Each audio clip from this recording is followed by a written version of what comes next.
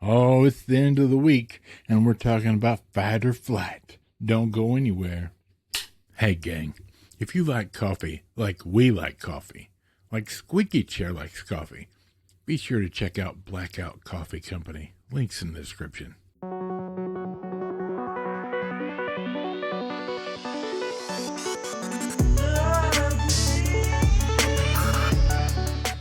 Happy Friday, friends. It has been just a very long week. Frustration, irritation, some sadness, quite a bit of sadness, and some anger. But we are going to continue our goal here, which is looking for good entertainment anywhere we can find it. So allow us to continue that today as we look at Fight or Flight with Josh Hartnett. Now, I picked this up in Florida during our vacation at a Walmart.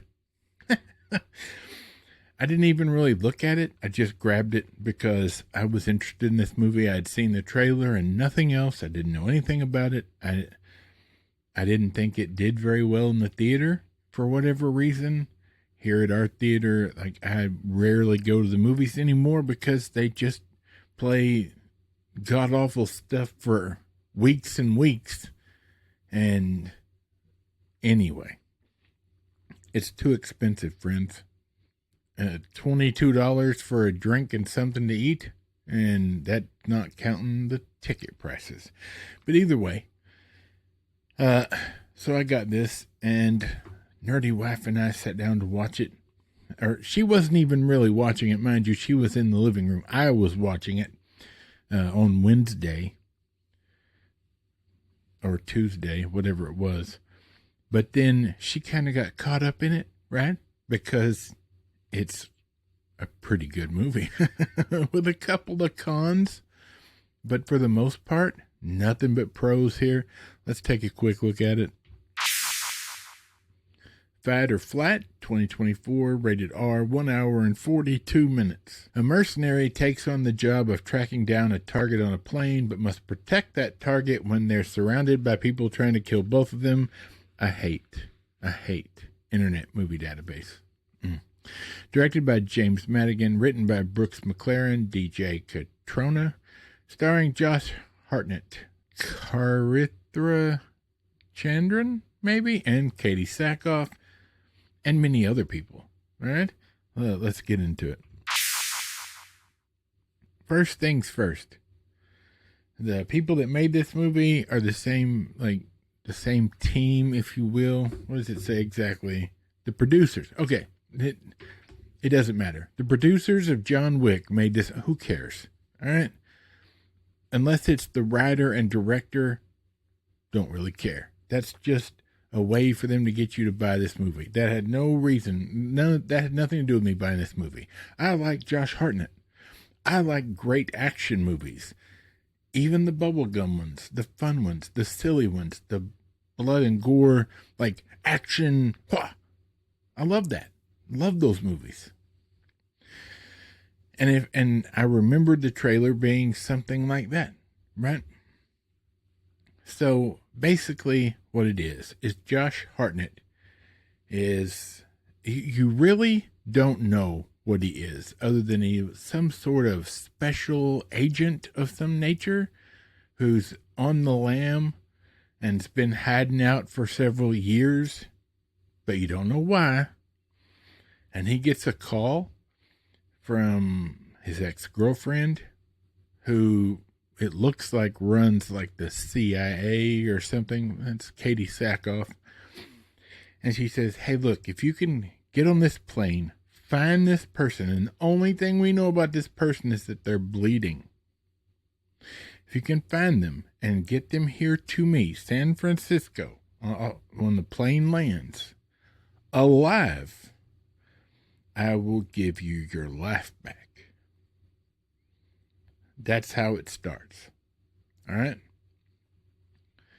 Josh Hartnett plays this role perfectly. He's hilarious. And he really looks like he's trying to do Brad Pitt and Bullet Train. That's kind of the way it comes across. And this movie looks a lot the way it's shot and the way it looks. It's very reminiscent of Bullet Train. Nerdy Wife immediately was like, this looks like Bullet Train. I'm not saying that in a bad way. I love Bullet Train. I thought it was super fun, super unique, with a few minor issues with it.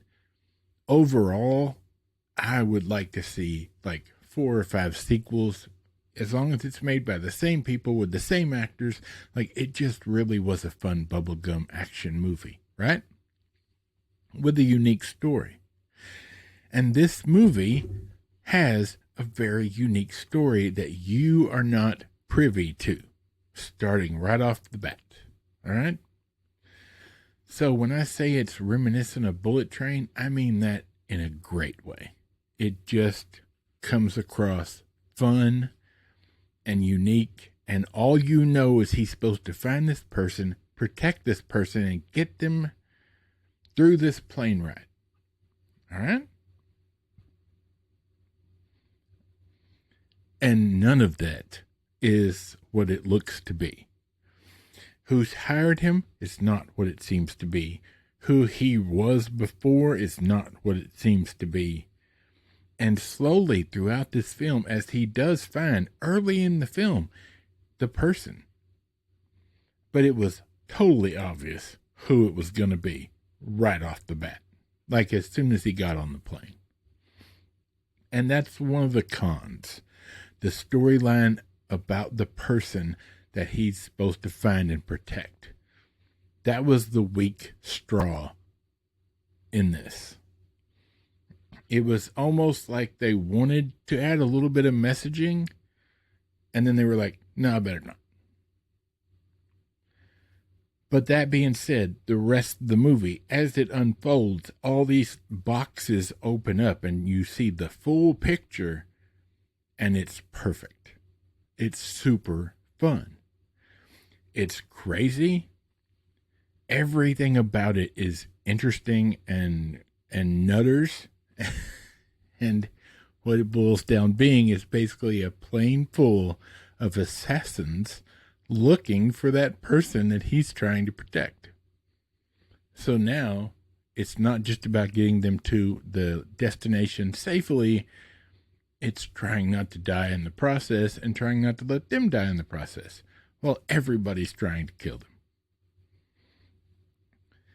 But as each one of these surprises unpack themselves and you see what the big story is, like the real story is, every time it happens, it's like, what? What? Fantastic. Until you get to the end. And sadly, I'm going to say this, the end, they left it open-ended so they could do a sequel. I'm not sure it did it well enough to do a sequel, but I would love to see some of these characters again, especially Josh Hartnett's character. He was wonderful in this role. He pulled it off splendidly. If there was one issue that both I and Nerdy Wife had, was where they could have used practical effects, like for the fight scenes and the blood and gore and whatnot. In certain places, they used computer effects, and it's obvious, and it looks horrible. Not everywhere, just in a couple of scenes. It was obvious, and I've always said that about bloody action movies. Go back to practical. It just looks better. I don't care if you have to hire somebody to clean that off of everything later. It looks better every single time. Even in the John Wick movies. Sorry, just does. All right. Hey, look, I'm telling you now, there's not a lick of special features on this. There's nothing on it. There's not a second disc. It's just a Blu-ray with the movie. That's it. I'm a little sad by that. I would like to see some special features. I think they should have showed this a little more love. But that being said, It's just a bare bones great movie. And I think you should buy it. Or rent it on Prime for $6. Whatever. Either way, wonderful movie. If you like action movies, blood, guts, fighting, and chainsaws, and this, that, and the other, why would you not watch this? All right. I'm going to start my weekend right about now. For Michael, the microphone, Bob, the squeaky chair in the back, and this big fat nerd, we'll see you later.